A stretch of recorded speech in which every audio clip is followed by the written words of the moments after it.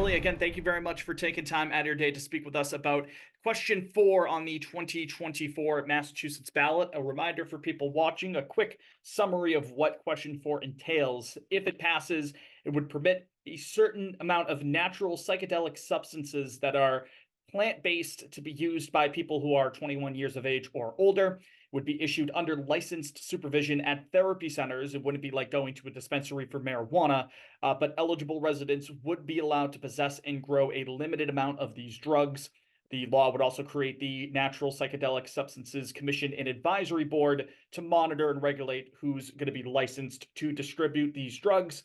And of course, these substances would still remain illegal at the federal level. Emily, you're speaking on behalf of a yes vote on question 4. Tell us why voters should consider voting yes on 4. Yep. So thank you for that summary, Brendan. I'll start off with a little bit of how I got here personally. So working on campaigns is not my, profession. Like I said before, I'm a Navy veteran. So I, believe in this because it worked for me personally and for a lot of other people I know. So I went into the Navy with a lot of, call it trauma with a big T. My little brother had been killed shortly before I commissioned. I was the first female Navy SEAL candidate, and my life was just like intense from all angles. I go through my active duty service, kind of everything compounds, and my life gets, we'll just say, really pretty dark. I get out of the Navy, I go to the VA, I'm doing all of the behavioral health stuff, right? I'm going to therapy and art therapy, and I'm using all the resources I have, and I still wasn't improving. And that's when I found natural psychedelic therapy. So I had to travel to Jamaica to get this treatment. But it's what turned my life around, right? So I had been having a really hard time for about 7 years, and this is what changed the trajectory of my mental health. So that's a little bit of my personal story of why this matters. Like Brendan mentioned, this sets up a regulated therapeutic framework. So like we said, this isn't like cannabis. You can't just go to a dispensary and buy mushrooms and walk home with them. Just like I experienced with Jamaica, I went through preparation calls. I went through a session with a facilitator. I was actually in a group, and then I left that and had a series of integration calls afterwards. So it's a pretty long, thorough process, which helped me a lot. I know it's helped a lot of other people. It's very different than just sort of like the recreational, commercial cannabis model. And it works, right? There's a lot of research on this. The FDA granted psilocybin the title of breakthrough treatment for treatment-resistant depression. So, there's a lot of promise here in a time when I think people really need other options. Not just myself, but a lot of other veterans that I served with, people that are still on active duty, and not just veterans, right? But just like first responders, parents, college students are dealing with depression, anxiety. Maybe people are on medication, maybe it's making them feel better, maybe it's not, maybe people don't want to be on medication. Like it's just, what this is just another option that I think, Massachusetts and frankly everyone deserves is an option. It's not a magic pill, it's not a cure all. It's not like I walked out of Jamaica and then didn't have any unsavory characteristics left in me. Like there's still a lot of work to do, but it's an option to have. Now, there are a pair of states that already have similar legislation across the country, Oregon and Colorado. Are there any lessons that you and your team have learned looking at those two states that have already implemented laws like this? Totally. So, we have the good fortune of coming behind Oregon and Colorado. Oregon has been online for about a year now. Colorado's just finishing up the rulemaking process. So that's the other piece of this. It's not like if this passes in November that poof, retail or these therapy centers will be open in January. It takes 18 to 24 months of rulemaking to suss out what that will look like. So we're going to learn a lot from Oregon and Colorado in that time because it's a new business model, right? It's new integrating different tiered licensure for healthcare providers, for people that are already practicing facilitators. There's a lot of nuance that goes into this, and it's a very deliberate, thoughtful process that we get to benefit from watching because it's new, right? Massachusetts does like to pioneer things. So I like to think we're gonna do well with this.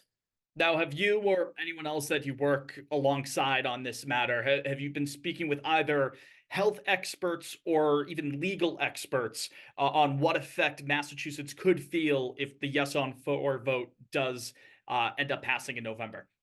Yeah, so we speak to a lot of different health experts and legal experts, but the health experts are always what I want to lead with because we're like the hub of healthcare, right? Like, and there's already research going on at Dana-Farber, Mass General. We frequently have psychiatrists in both of those hospitals speak with us because it's already going on in our state, right? We want to be pioneering leaders, and they see the potential that this can have to improve what is, a crisis that our current tools aren't resolving. Yeah.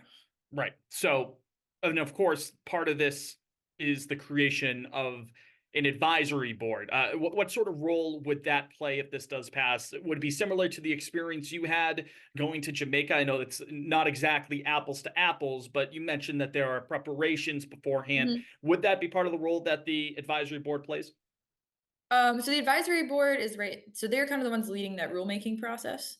So, there's certain things written into the ballot question that will remain consistent, right? Like there are certain precautions that have to be taken. There's certain thoroughness that has to be taken, but the advisory board will help decide things like, okay, do you need 2 hours of preparation calls or 3 hours of preparation calls, kind of like the nitty gritty that you just can't write in a ballot initiative. So I'd say like the ballot is right, kind of like the broad strokes, and then that advisory board is what's going to hone all these details. And that's what we're going to take from Oregon and Colorado to make better, ideally.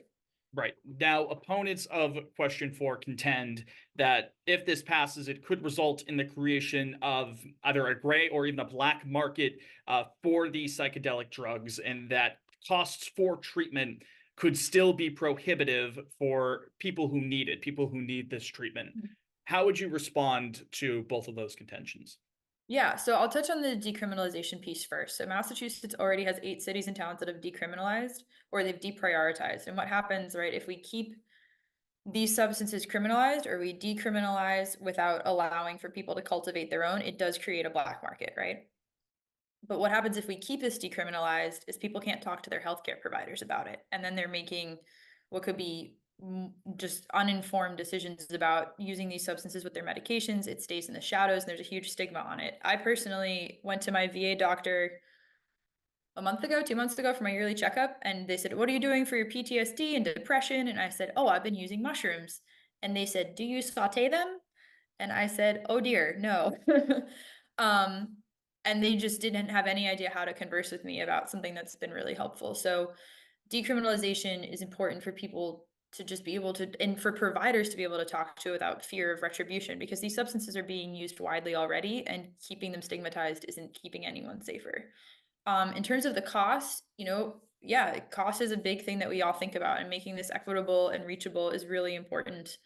Um, because at the end of the day, it is like 10 to 12 hours of care, right? If you were to spend 10 to 12 hours with a therapist or an acupuncturist or, list anyone really, it's going to be about $1,000, give or take. The solutions we have to that right now are, scholarship based. Using this in a group setting is incredibly helpful. That's how I came into it, and that reduces cost. And the goal is eventually, right, to get this regulated, normalized, and covered by insurance eventually. But we have to take the steps to get there, and this is the first step. When people are prepping to either send in their mail-in ballots or go to the polls early or on election day, a couple weeks out now as we record this, but as people are looking at question four, what would you want them to remember? One thing. Oh, it's a great question. I would want them to think about all the people they know in their life, and if they had run out of options, what, and there was one more thing they could try if they try it, because I think for a lot of people that's what this is. And you're kind of like providing that hope to people, because sometimes you need a lifeline, and this is what that is. Emily, again, we appreciate you taking some time out of your day to speak with us about question four. Thank you very much. Thanks, Brennan. Chris, once again, thank you very much for taking time out of your day to talk with us about another ballot question on the November ballot in Massachusetts. This time it's question four. For those watching, the rundown on question four, it would permit certain natural psychedelic substances that are plant-based, about 5 of them, to be used by people 21 and older. It would be issued under licensed supervision at certain therapy centers. It wouldn't be like marijuana dispensaries where you just go in and get it. But eligible residents would be allowed to possess and grow a limited amount of these psychedelic substances.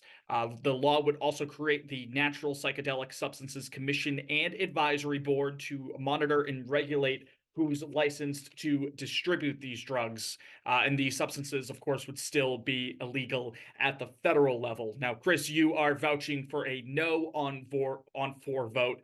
Why should voters consider no on question 4 this year? As you stated, it says a limited amount, but when you dig into the ballot question itself, it allows for 144 square feet of grow. And what is 144 square feet of grow? That's 12 foot by 12 foot. That's the average size of a bedroom here in Massachusetts.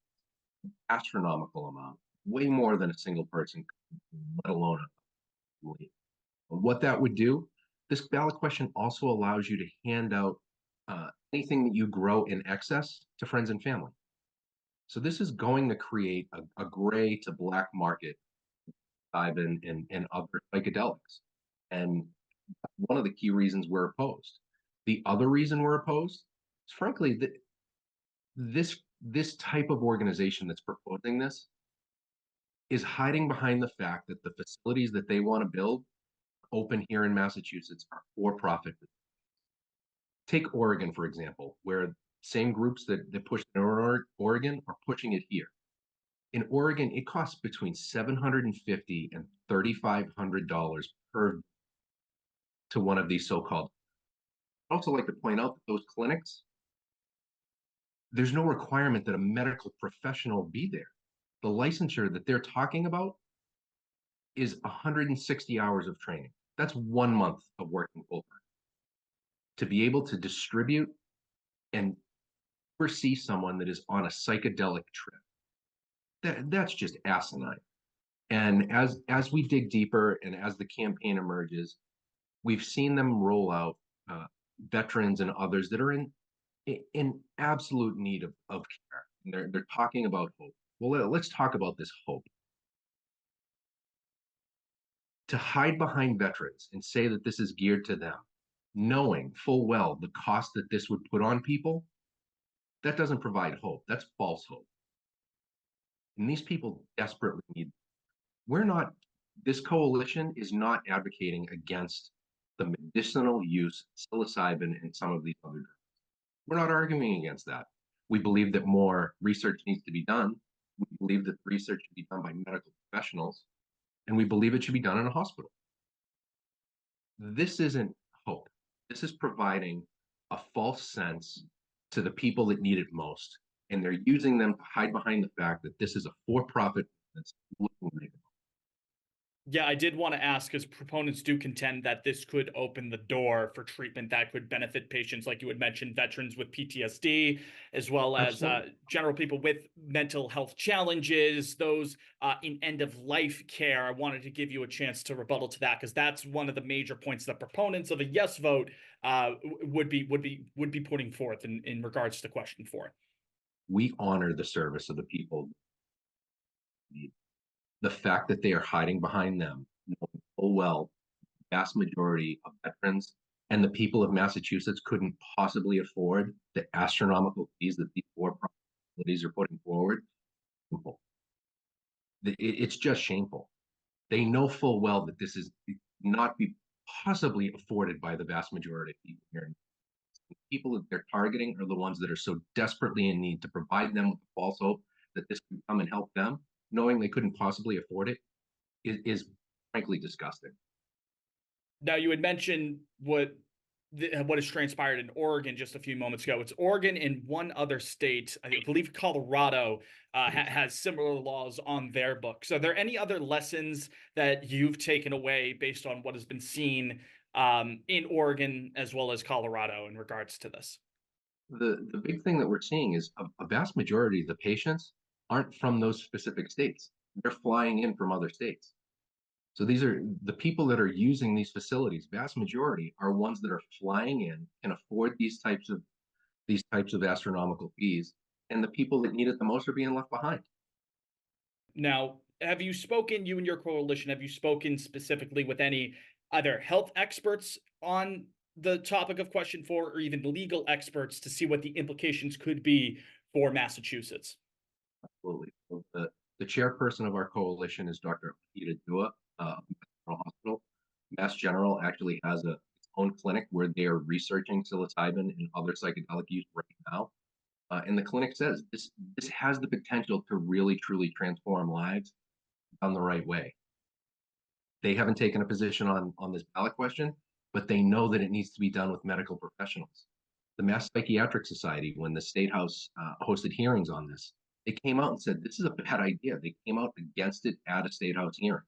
So we're talking to doctors, talking to psychiatrists, and when you talk to the legal community, the first responders, DAs, sheriffs, they haven't spoken to a single one yet that's supported. They truly believe this is the bad way to go. This is not the route that Massachusetts take, particularly around the fact of the home growth, the dangers that poses for children and pets, the dangers that it poses for increased driving. You know, studies show that 1 in 3 people that admit to using psilocybin in the past year admit to having driven while doing that. That is a danger to the entire public. It's not to raise alarms. These are just facts. These are people admitting they're doing it on their own. Do you want someone tripping on mushrooms driving in your community? And another thing to point out, and this impacts municipalities across the state, when marijuana was legalized here in Massachusetts by a ballot question through a lot of similar groups that are helping the yes side, the way the ballot question was written specifically allowed for communities to opt, whether by voting against it at the ballot box or having their elected officials the use in their community. There is no such option here. If it were to pass, all 351 cities and towns in Massachusetts would be forced to allow these in their community. Right. Now, again, like I had asked in regards to question 5, if there's one thing you would want voters to think of when looking at question 4, whether they're mailing in their ballot, going early, going on election day in early November, what's the one thing you would want them to keep in the back of their mind? I want to reiterate, we are not arguing against the medicinal benefit this could have for the community at large. So desperately needs. It should have been written so that it was in a medical facility. It should have been written to protect the communities that this could harm. Frankly, just think about this. Can you trust an organization that would hide behind the brave service men and women that are facing severe PTSD and other life-changing injuries looking for this? Would you trust them if they're hiding behind them and not telling you the truth about what it actually does? That they can't possibly afford it. And when you look at commercials that they're testing and putting out on air, they don't even use the word psychedelics. They know that this is a bridge too far for the state of Massachusetts, and they're hiding the basic words of what this legalizes here in Mass. You can't trust it. Chris, again, I appreciate you taking your time to go over question 4 with us. Thank you very much. Absolutely. Thank you.